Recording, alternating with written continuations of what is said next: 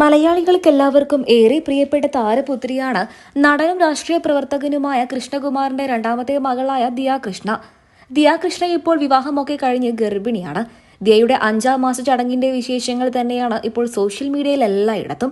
അതീവ സുന്ദരിയായ ഒരു നവവധുവിനെ പോലെയായിരുന്നു ചടങ്ങുകൾ നടക്കുന്ന വേദിയിലേക്ക് ദിയ കൃഷ്ണയും ഭർത്താവായ അശ്വിൻ ഗണേഷും എത്തിയത്.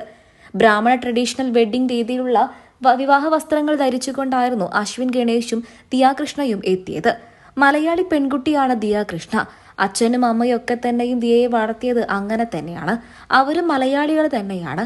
എന്നാൽ തമിഴ് രീതിയിലുള്ള തമിഴ് കുടുംബത്തിലേക്കായിരുന്നു ദിയ കൃഷ്ണയെ വിവാഹം കഴിപ്പിച്ചയച്ചത്. ദിയ കൃഷ്ണ തന്നെ തന്റെ വരനെ കണ്ടെത്തുകയായിരുന്നു. തന്റെ നീണ്ട നാളത്തെ സുഹൃത്തും തമിഴ്നാട് സ്വദേശി കൂടിയായ അശ്വിൻ ഗണേശനെയായിരുന്നു ദിയ കൃഷ്ണ വിവാഹം കഴിച്ചത്. എന്നാൽ കേരളത്തിലെ രീതി പ്രകാരമുള്ള ഹിന്ദു ട്രഡീഷണൽ വെഡിംഗ് രീതിയിൽ തന്നെയായിരുന്നു വിവാഹം നടന്നത്. അത് അന്ന് ഏറെ സോഷ്യൽ മീഡിയയിലൂടെ ശ്രദ്ധ നേടിയിരുന്നു.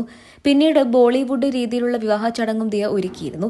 എന്നാൽ ഇപ്പോൾ ഇതാ തന്റെ 5ാം മാസത്തിലെ ചടങ്ങ് വളരെ വ്യത്യസ്തമായിട്ട് തന്നെയാണ് താരകുടുംബം ആഘോഷിക്കുന്നത്. ഇപ്പോൾ ഇതിന്റെ വിശേഷങ്ങൾ തന്നെയാണ് സോഷ്യൽ മീഡിയയിൽ എല്ലായിടത്തും. അതീവ സുന്ദരിയായിട്ട് അതിമനോഹരമായ ഒരു സാരി ഉടുത്താണ് ദിയ കൃഷ്ണ എത്തിയത്. എന്നാൽ ആ സാരി ദിയയ്ക്ക് സമ്മാനിച്ചത് അശ്വിൻ ഗണേഷിന്റെ അമ്മയാണ് എന്നും പറയുന്നു. മീനമ്മ എന്നാണ് അശ്വിൻ ഗണേഷിന്റെ അമ്മയുടെ പേര്.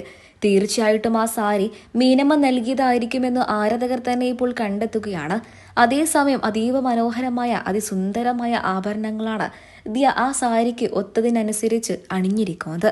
ആ ആഭരണങ്ങളൊക്കെ തന്നെയും ദിയ കൃഷ്ണയുടെ സ്വന്തം ബിസിനസ് സംരംഭമായ O/OC എന്ന സംരംഭത്തിലേതായിരിക്കുമെന്നും ആരാധകർ കണ്ടെത്തുന്നു. ഇപ്പോൾ ഇതിനെക്കുറിച്ച് തന്നെയാണ് ആരാധകർക്ക് എല്ലാവർക്കും പറയാനുള്ളത്. ഇതുവരെയും ദിയയെ കണ്ടതുപോലെയല്ല, അതീവ സുന്ദരിയായിട്ടുണ്ട് ദിയ. ദിയയുടെ മുഖം കണ്ടാൽ ഒരു വധുവിനെ പോലെ തന്നെ തോന്നിക്കുന്നു എന്നാണ് ആരാധകരെല്ലാവരും പറയുന്നത്. ഗർഭിണിയായിരിക്കെയുള്ള 5ാം മാസത്തെ ചടങ്ങാണ് എന്നുണ്ടെങ്കിലും ദിയയ്ക്ക് വീണ്ടും വിവാഹം എന്ന രീതിയിലാണ് ആരാധകർ അത് കാണുന്നത്. കാരണം അശ്വിൻ ഗണേഷും ദിയയ്ക്കൊപ്പം തന്നെയുണ്ട്. നവവരന്റെയും നവവധുവിന്റെയും പോലെയായിരുന്നു താരദമ്പതികൾ എത്തിയത്. വിവാഹവേദിയിലേക്ക് ദിയ കൃഷ്ണ എത്തുന്ന സമയത്ത് വിവാഹത്തിനൊക്കെ തന്നെയും നമ്മുടെ കുടുംബാംഗങ്ങൾ നമ്മുടെ ദേഹത്തേക്ക് പൂക്കൾ വിതറും.